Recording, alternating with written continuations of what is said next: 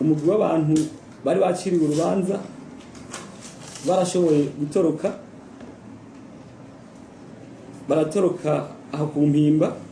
Muri abo harimwo uwitwa Hussein Rajab, uwo nawo akaba yari yaciriwe imyaka igera kuri 13 bamwagiriza guhungabanya igihugu, ukuvuga guhungabanya inzego z'igihugu.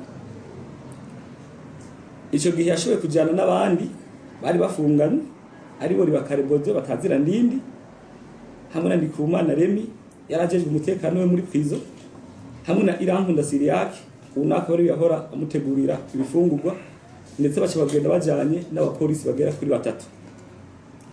Ivyo bintu vyabaye mu ijoro rikuze, aho abapolisi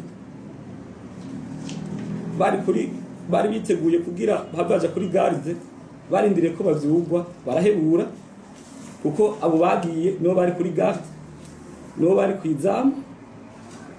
Bahebuye niho uwitwa umupolisi yari kuri garde umubrigadier twa BPC Emmanuel Rakiza Manase yacagenda kuraba ahari babandi bari ko baracungera bari kwizura muri iryo joro, acasanga ahari umupolisi APC niyo mwungere Yves ntawe uhari, cyo gihe ariko arakizura, ndetse n'uwitwa APC Nduwimana Desire nawe nyine abo bose bari bataye ibirindiro bari bagenewe ko kugira bashobore gukizura. Aca ndetse arabona n'ifunguruzo zaho ku Mpimba ahantu zari ziri, bashe bazishira munsi y'umuryango mu nzu aharara abapolisi. Muri ico gihe bica bigaragara yuko kugira ako kagwi k'abo bantu twavuze ashobore guhunga, no kuvuga yuko bayifashijwemo n'abapolisi bagiye bajanye na rijya aribo bariko barakizura. Ndetse rero tuboneyeho nakaryo ko gushobora kwiyamiriza ibihuha biriko biravugwa, aho bamwe bavuga yuko ari inyuruzwa ry'aba bantu.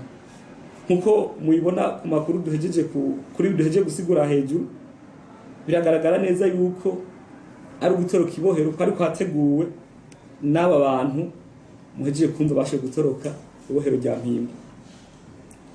Muri ico gihe rero amatohoza zayatanguye kuvyerekeye uko iryo toroka ry'aba bantu usendera jaho nabo bari kumwe, kugira tumenye abariteguye, ndetse twongere dufate n'abantu bashoboye gutoroka.